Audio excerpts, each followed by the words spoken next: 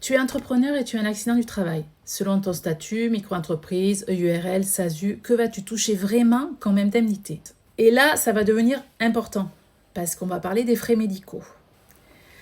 Un SASU, un accident du travail, tes frais de santé sont pris en charge à 100% par la sécurité sociale. L'hospitalisation, la chirurgie, la rééducation, la kiné, sans avance de frais puisque tout est intégralement pris en charge. Un URL et un micro-entreprise, c'est le régime de maladie ordinaire. Le reste est à ta charge, donc cela implique que tu as une mutuelle complémentaire qui couvre le différentiel. Et maintenant, le point le plus important, celui que tout le monde oublie. La rente d'incapacité permanente. Si ton accident laisse des séquelles permanentes, en SASU, une rente est versée à vie. Son calcul est précis. Prenons un taux d'incapacité de 30%. Tu as eu des séquelles relativement importantes, mais pas totalement invalidantes. Donc tu peux continuer à travailler, mais tu es limité dans ce que tu fais.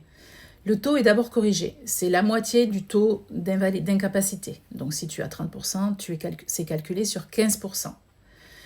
Ta rente annuelle, c'est donc ton salaire de référence multiplié par ce taux, que tu reçois chaque année à vie. Un URL et un micro-entreprise, 0 rente automatique. Pas de couverture accident du travail, pas de rente accident du travail.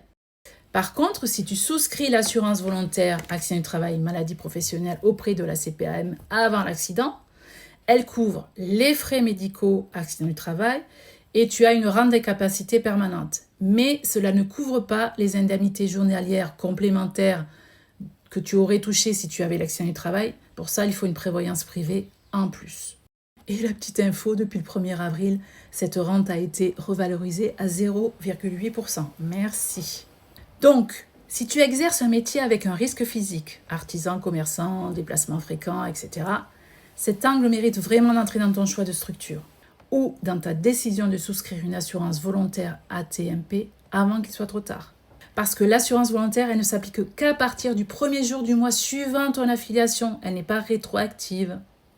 Dis-moi en commentaire, tu as une assurance AT-MP souscrite ou tu savais même pas que ça existait pour les indépendants ?